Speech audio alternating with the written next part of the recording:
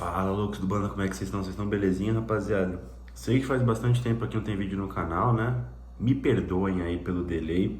Era pra ter saído essa série de vídeos é, de forma mais tranquila e menos rushada, mas não deu. Mas eu queria terminar até o final do ano as análises que eu prometi de retrospectiva, né, do Corinthians. Não é um bagulho que eu gosto de fazer, né? A gente já falou do Paulistão de 23, da Libertadores de 23, tem ainda a Copa do Brasil, mais alguns campeonatos que o Corinthians disputou neste ano, né, rapaziada? Hoje a gente vai falar sobre a Copa do Brasil 2023, como é que o Corinthians chegou até onde chegou, né, como é que foi eliminado, enfim, passar aqui e dar uma dissecada na Copa do Brasil de 2023, rapaziada. Quando você olha numa visão macro, pessoal, você fala assim, puta, o Corinthians ainda chegou na semifinal da Copa Sul-Americana e na semifinal da Copa do Brasil, né? Em tese, são resultados bem ok, né, para um time da magnitude do Corinthians, né? Semifinais de torneio são sempre estágios altos das competições, né? Tanto é que ano passado, chegando até menos, né, que foi nas quartas da Copa Libertadores, ainda ficou uma sensação, né? Ficou um sentimento mais positivo do que a desse ano, né? Porque quando você olha só o resultado, talvez dê para você chegar nessa constatação. Mas se você, como eu, né, assistiu jogos e tudo mais, né, viu o jogo a jogo do Corinthians, né, o ano do Corinthians, ficou aquele sentimento de, apesar da situação do Corinthians, o Corinthians ainda conseguiu chegar nas semifinais dessas competições, né, pessoal? E por que isso? Pelas trocas de técnico, né, enfim, a gente já falou isso um monte de vezes, né, as decisões estapafúrdias da diretoria do Corinthians durante o ano de 2023, né, pessoal? Então, fica esse sentimento. Para você ter uma ideia, eu acho que ainda não superei a Copa do Brasil de 22, mas já superei a de 23. Por que eu falo isso, né? Porque o torcedor, né, de qualquer torcida, mas a gente sempre pede que o time que possa perder, né, que perca, que pode acontecer um jogo de futebol, né, mas que perca lutando, né. O problema é quando você perde assim, é muito mais doloroso para você digerir, né, você não aceita muito bem, né, igual foi a Copa do Brasil de 22. Já a Copa do Brasil de 23 foi completamente diferente a forma como a gente saiu, né, e é fácil você achar os culpados, é fácil você achar o que eliminou a gente, né, então acho que transforma a eliminação numa digestão talvez dura, mas mais tranquila de ocorrer, né, pessoal? E a história do Corinthians começa na terceira fase, né, porque o Corinthians jogou a Copa Libertadores de 23, os times aqui no Brasil que jogam a competição começam duas fases na frente dos demais da competição da CBF e da Copa do Brasil, né, o Corinthians começou na terceira fase contra o Remo, né, um adversário tradicional do norte do Brasil, né, embora não esteja na primeira divisão, é um adversário tradicional, né, torcida forte do norte do país. E assim, acho que a gente imaginou de que não seria fácil, né? Mas também não imaginou que a gente passaria nos pênaltis contra a equipe do Remo, né? Naquela altura, o Lázaro já tinha sido eliminado com o Corinthians no Campeonato Paulista. Aí ele ficou um tempo parado lá treinando a equipe. A gente volta contra o Liverpool na estreia da Copa Libertadores. Vence, né, mesmo com a lesão do Renato Augusto. Tem a estreia horrível no Campeonato Brasileiro, que mesmo assim a gente vence contra o Cruzeiro. E aí tem esse jogo da Copa do Brasil. E aí, pessoal, não sei vocês, mas ali eu já comecei a ficar bastante irritado com o Lázaro. Eu não sei se eu mandaria ele embora, tá, naquela altura. De novo, eu ainda hoje acho que foi uma decisão horrível da diretoria do Corinthians, o timing da demissão do Fernando Lázaro enfim, né, e a escolha dele, né, mas naquela altura, se não tinha mandado embora, não era para mandar naquele momento, porque seria terrível para as fundações do Corinthians, né, pessoal, como equipe base, né. Mas aquele jogo, pessoal, para quem estava acompanhando o ano do Corinthians até então, o Corinthians estava fazendo partidas muito ruins fora de casa. Se você pegar no Campeonato Paulista mesmo, a gente venceu apenas o São Paulo, se eu não me engano, fora de casa, e as demais partidas a gente não conseguiu vencer. Além de não conseguir vencer, jogou muito mal. E essas partidas fora de casa, o Lázaro utilizou praticamente todas elas no Paulistão para jogar com equipes mistas ou até a equipe B do Corinthians, né? Então, assim, o Corinthians jogou com uma equipe alternativa em Limeira contra a Inter, jogou com uma equipe alternativa contra o próprio Bragantino na estreia do Campeonato Paulista, né, que a gente perdeu. Jogou com uma... Contra a Portuguesa jogou com o time praticamente titular, né, lá no Mané Garrincha, né, mas jogou com uma equipe meio diferente contra o São Bernardo, no 1º de maio, né, quem mais jogou fora? Não vou lembrar agora de todos os jogos, mas eu lembro que estava sendo uma prática, não sei se era para poupar os jogadores mais experientes do Corinthians, né, das viagens e tudo mais, e olha que era em São Paulo, né, as viagens, né, então quando fosse alcançar nível Brasil, a nível sul-americano, acho que já dava uma preocupação de que o time do Corinthians talvez não fosse suportar a batida de jogos, né? E nessa partida contra o Remo, lá no Mangueirão, lá no Pará, na partida de ida, o Lázaro foi com uma equipe, digamos, mista para o confronto.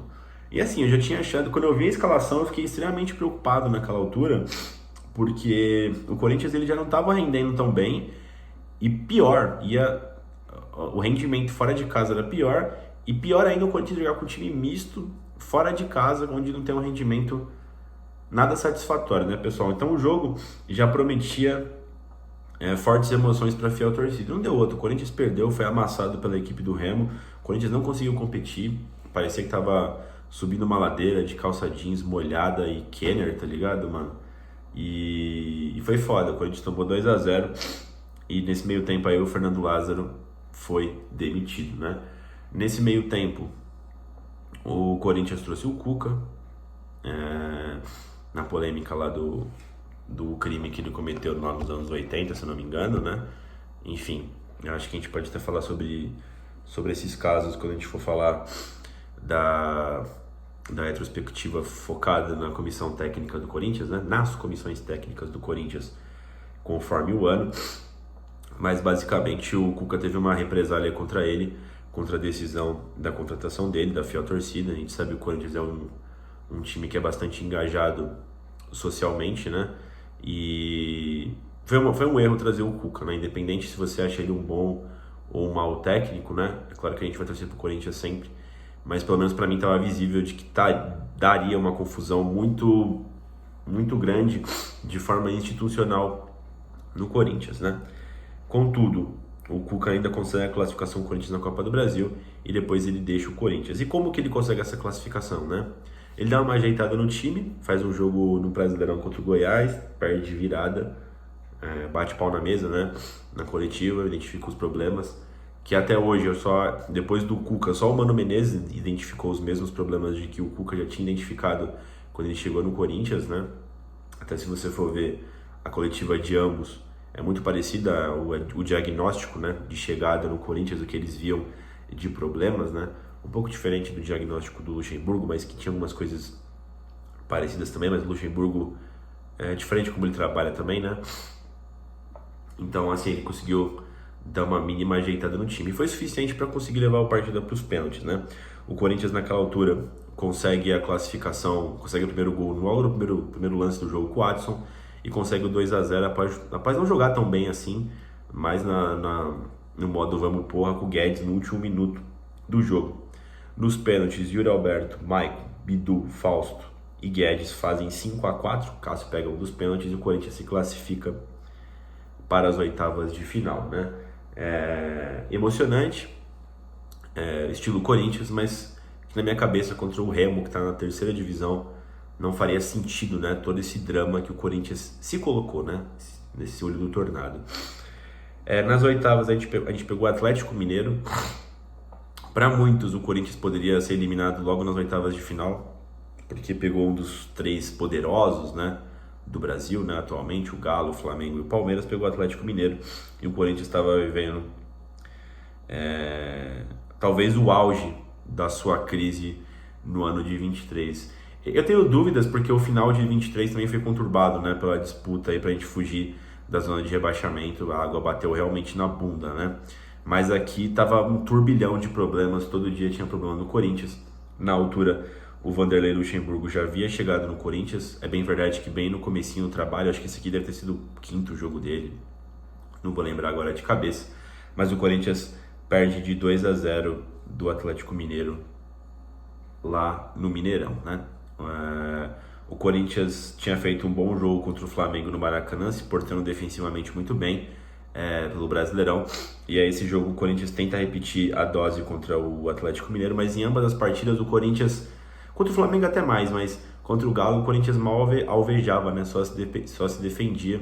E quando você só se defende, não tem uma postura de contra-ataque para assustar o adversário, é uma questão de tempo para outro time fazer gol, né? Embora os gols tenham saído no final do segundo tempo, ficou visível que o Corinthians estava fragilizado. Bom, passaram algumas semanas e no jogo de volta contra o Atlético Mineiro, né? O Corinthians ele tem uma resposta no domingo antes, né? Que ele vence o Fluminense, a sensação até então do Brasil naquele momento. Era um dos líderes do Brasileirão. Depois o Fluminense ainda ganhou a Copa Libertadores, né? Mas o Corinthians consegue vencer o Fluminense no fim de semana, faz um bom segundo tempo, sai com 2-0. Surpreendente para muitas pessoas, para mim também naquela altura. E a gente vai reenergizado para pegar o Atlético Mineiro na Neoquímica Arena pela volta.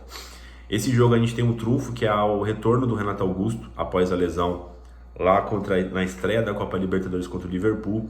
A gente tem um meia-bomba Renato Augusto para esse jogo, mas que já fez muita diferença para o Corinthians, né? O Corinthians consegue fazer os 2-0, né? No primeiro tempo faz um gol com o Bidu, de um passe genial do Renato Augusto. E no segundo tempo um golaço, totalmente mérito do Roger Guedes, um golaço. Para mim, o pessoal ainda fala do gol. Tem vários gols bonitos na arena, né? Tem aqueles gols contra o Once Caldas, que a maioria deles foram bonitos, né? Teve o gol do Marlone, também na Libertadores foi um golaço também.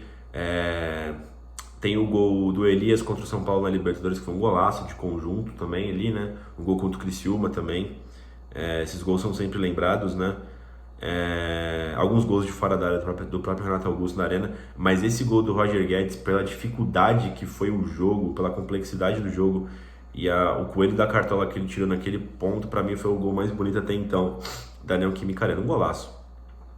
Esse gol repetiu várias vezes durante a semana, foi um belo gol do Roger Guedes. E a partida se encaminhou para os pênaltis, onde o Corinthians venceu por 3-1, né? Nas cobranças de pênalti, né? Quem fez os gols foram o Maicon, Fausto e o Fábio Santos, né? O Cássio pegou o pênalti do Hulk, se não me engano, e o Atlético Mineiro perdeu 2 cobranças e o Corinthians acabou se classificando para as quartas de final, né? E aí, pessoal, o que aconteceu? Naquela altura das quartas de final, a Copa do Brasil e a CBF, né, já fizeram aquele sorteio que você vê todo o chaveamento até a final, né? E o Corinthians acabou se dando bem naquele chaveamento e pegou o América Mineiro, que já estava na zona de rebaixamento no Campeonato Brasileiro, né? Só que, eu vou falar por mim, tá? O que estava se desenhando para as semifinais seria um derby contra a Porcada ou um majestoso contra o Tricas, né? Na semifinal da Copa do Brasil. Então a ansiedade veio a mil, né? Tipo, e você tinha que se concentrar para não ter salto alto contra o América Mineiro, né? Sendo que seria meio que uma obrigação do Corinthians passar pelo América Mineiro, até pelo tamanho dos times, mas também pelo momento dos times, né? E pelo que vinha na frente, né? Então a ansiedade estava a mil, pelo menos para mim. O Corinthians faz uma partida terrível na ida lá contra o América Mineiro no Independência, toma o gol do Juninho. Eu acho que esse Juninho deve ter uns 5 gols na carreira. Os 6 foram contra o Corinthians, né? Aquele volante ali do América Mineiro, capitão deles, né? O Corinthians fez um péssimo jogo. Naquele jogo acho que foi falha do Gil nesse gol do Juninho. E o Corinthians sai de Minas Gerais com a adversidade de 1-0, né? Nesse meio tempo o Corinthians ele é eliminado na Libertadores, acaba se classificando para os playoffs da Copa Sul-Americana e a partida do América Mineiro fica bastante postergada, né, pela questão de datas. Tanto é que esse jogo contra o América Mineiro foi no domingo e é meio diferente, né, os jogos da Copa do Brasil serem no domingo. Atualmente eles têm feito uma fórmula aí para as finais serem no final de semana, né? Mas geralmente a Copa do Brasil toda é disputada no meio de semana à noite, né? E o Corinthians recebe a América Mineiro na Neoquímica Arena e vence por 3-2. Cara, esse jogo foi muito louco, eu tava na Neoquímica Arena, foi o único jogo que eu fui da Copa do Brasil. O Corinthians ele faz um grande jogo, tá? Contra o América Mineiro. Passou algumas dificuldades no primeiro tempo na postura de contra-ataque do América Mineiro, que aliás foi um problema do Corinthians o ano todo, né? O Corinthians sempre que enfrentou equipes bem montadas para o contra-ataque, forte fisicamente, né? Teve problemas, não foi diferente contra o América Mineiro.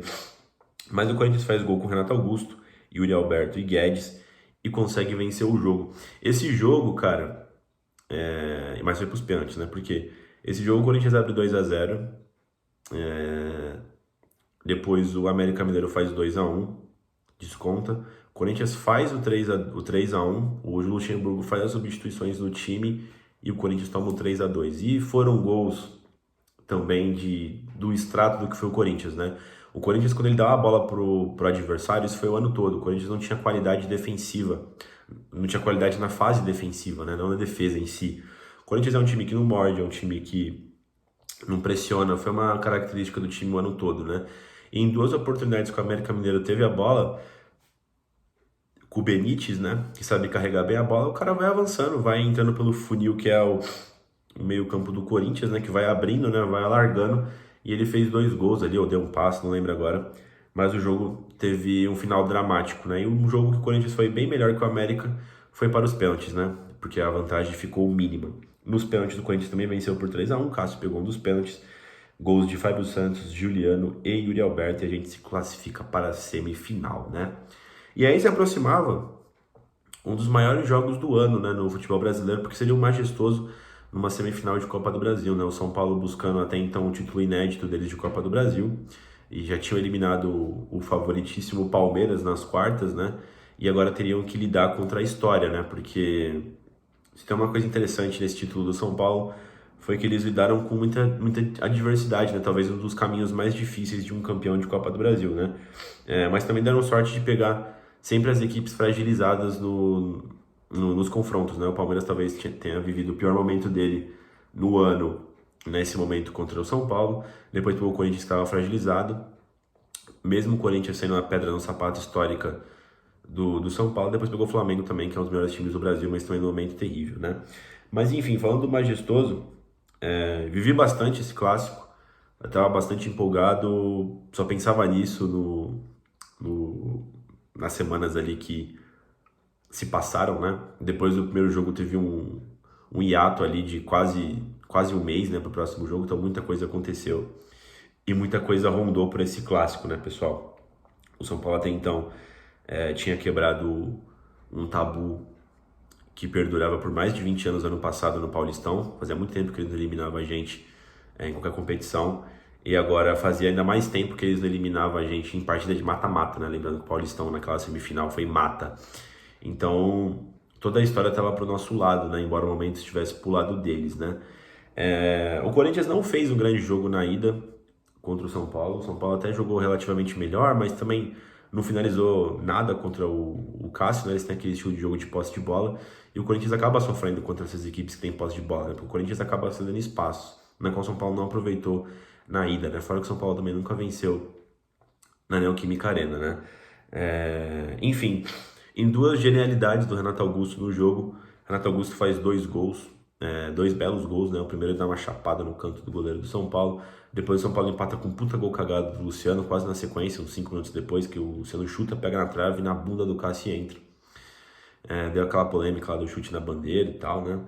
E no segundo tempo, já no finalzinho, o jogo caminhava para o empate. O Renato Augusto, depois do lançamento do Murilo, se não me engano, ganha na área e finaliza uma bicuda e leva a vantagem para o Morumbi, né, cara? E aí, pessoal, essa foi a primeira vez, assim, nesse tempo de Corinthians que eu tenho, né? Que já é bastante, mas não é tanto, né? Talvez outras pessoas já tenham vivido algo do tipo. Fazia tempo que de um jogo pro outro, de um confronto pro outro, né? De um jogo dentro de um confronto pro outro, as coisas não mudavam tanto, né? Porque assim, o São Paulo vinha em ótima fase, perde pro Corinthians e dá uma degringolada, certo? O Corinthians sai do jogo grande e tudo levava a crer que o Corinthians tinha grandes chances de ir para mais uma final de Copa do Brasil, né? O que acontece? O Corinthians vende o Roger Guedes, talvez o nosso destaque no ano, né? Eu acho que ele, o Renato Augusto e o Cássio, né, foram os destaques do ano do Corinthians, né? Principalmente o Roger Guedes e o Cássio, né? O Guedes porque sempre fazia gol e o Cássio porque salvou a gente nos momentos mais importantes, né? O Renato Augusto talvez tenha sido o cara mais genial, mas e muitas vezes ele deixou a gente na mão, né? Seja por lesão ou seja por não estar bem fisicamente após a lesão, né? Então, assim, o Corinthians perde o Roger Guedes e nesse meio tempo o São Paulo anuncia Rames Rodrigues e o Lucas, né, para o confronto de volta no Morumbi, né, pessoal? É, O que eu também não gostei foi meio... Eu senti, sabe, tipo, meio que um auê na imprensa. O Luxemburgo foi dar entrevista em programas depois dessa grande vitória contra o São Paulo, que realmente foi uma grande vitória, mas que na minha cabeça não decidiu nada, sabe? Foi só 2-1, foi um jogo muito 50-50 e teria mais uma grande batalha no Morumbi, até porque o São Paulo estava vindo muito forte lá e o Corinthians, mesmo com uma vitória no começo do ano contra o São Paulo, já era um time completamente diferente, seja de ideias, seja de jogadores para essa volta, né? O Renato Augusto não estava 100% também, a gente teve a lesão do Matias Rojas, que nesse meio tempo, né? Que fez um grande jogo contra o América Mineiro, que aliás foi o único bom jogo que ele fez até então no Corinthians, né? Mas até então a gente tinha uma expectativa grande no Rojas, né? Enfim, perde o Guedes, enfim. E o Corinthians vai jogar no Morumbi, numa das piores partidas do ano do Corinthians, né? Que partida horrível do Corinthians no Morumbi, uma partida covarde, uma partida sem caráter, né? Uma partida onde o Luxemburgo foi frouxo, os jogadores do Corinthians foram frouxos, né? Foram se defender apenas no Morumbi, sendo que o Corinthians é uma equipe que durante o ano todo ficou muito bem claro que a principal falta de qualidade era na defesa e o Corinthians foi para se defender lá, né? O Corinthians foi muito alvejado pelo São Paulo, foi apertado, foi ali amassado pela equipe do São Paulo, que foi construindo seus gols, né? O primeiro gol, uma falha do Cássio que bate, repõe a bola de forma errada para frente. O Corinthians, como sempre, não compete. O Wellington Rato, com muito espaço no meio-campo, finaliza de fora da área. De fora da área faz um golaço, né? Contra o Corinthians, né? Depois ainda o Lucas faz uma boa jogada também e faz o segundo gol. A gente vai falar mais desse gol que foi polêmico, né? Enfim, e o São Paulo faz o 2-0 e o Corinthians já praticamente eliminado na virada de tempo, né? Muitas pessoas falam, porque assim, ó, o gol do Lucas foi ilegal, tá? Foi um gol de mão, o VAR não tinha a imagem correta, mas imagens não oficiais mostram que foi gol de mão, né? E como vocês sabem, mudou a regra, né? E independente se o cara tem ou não intenção, quando o cara faz a jogada, o cara que pôs a mão na bola, né? Ele faz o gol, a jogada tem que ser imediatamente impugnada caso tenha confirmação de vídeo, né? O que não teve, mas o gol foi legal. O pessoal fala, né, que mesmo que o São Paulo não faça segundo gol, o massacre continuaria e eventualmente sairia o segundo gol. Eu não concordo porque o massacre seguiu após o segundo gol. O São Paulo perdeu diversas oportunidades. Não foram tomadas, né? Não foram de forma ilegal tomadas. As jogadas continuaram até no segundo tempo e até pela intensidade do São Paulo que teve até os 20, 30 do segundo tempo. O time cansa, o Corinthians dá uma crescida no final do jogo, poderia até ter tido mais sorte naquele chute do Rojas no finalzinho e saído com 2-1 dali ido para os pênaltis, mas a verdade o gol ilegal do Lucas acabou classificando o time, porque se o São Paulo vence por apenas 1-0, conforme foi o resto do jogo, a partida iria para os pênaltis, né? E mesmo o Corinthians não jogando nada, a gente poderia ter mais uma chance de se classificar, vide o jogo contra o Estudiantes na Copa Sul-Americana. Então assim, o Corinthians não jogou nada? Não jogou nada. A torcida ficou irritada? Ficou irritadíssima. Foi uma vergonha? Foi uma vergonha pela forma como o Corinthians se portou numa decisão de campeonato e num clássico com um rival super tradicional como é a equipe de São Paulo. Mas o Corinthians foi prejudicado foi eliminado por conta de um gol ilegal, né? Mas assim, como eu disse, pessoal, diferente da Copa do Brasil de 2022, a Copa do Brasil de 2023 a gente tem culpado e ajudantes aí, jogadores, enfim, que foram covardes em campo. O Luxemburgo, que depois deu uma entrevista patética falando que queria perder até apenas de 1-0 no primeiro tempo, porque daria para segurar. Onde já se viu um técnico dar esse tipo de explicação, né? De uma equipe do porte do Corinthians, né? Enfim, montou a equipe errada, montou uma equipe defensiva onde não consegue se defender, e o resultado foi meio que óbvio no final, né? Classificação do São Paulo para as finais. Eu acho que o São Paulo foi merecedor da vaga, com certeza foi merecedor. Brigaram muito para até ser campeões do torneio posteriormente, né? A questão é que não era um super time, tá ligado? O Corinthians, se ele tivesse oferecido um pouco mais de dificuldade e tal... E assim, cara, eu falo um pouco mais porque não ofereceu dificuldade nenhuma resistência no Morumbi. O Corinthians poderia em ter tido mais sorte e eventualmente ter se classificado e tentado outra situação na final de mais uma Copa do Brasil. Mas é isso, pessoal. Fazer essa retrospectiva tá sendo bem chato, né? Espero que vocês deem um like aí, tenham gostado do vídeo, né? Agora a cabeça mais fria depois de um ano conturbado, né? Fica até mais fácil para fazer as análises, né? Do que já passou. Mas acho que é importante a gente ver o que a gente errou, né? Retrospectiva totalmente down, né? Do Corinthians de 2023. Pouca coisa feliz aí no ano do Timão, né, pessoal? Mas é isso. Dito isso, deixa o like no vídeo, se inscrevam no canal e vai Corinthians!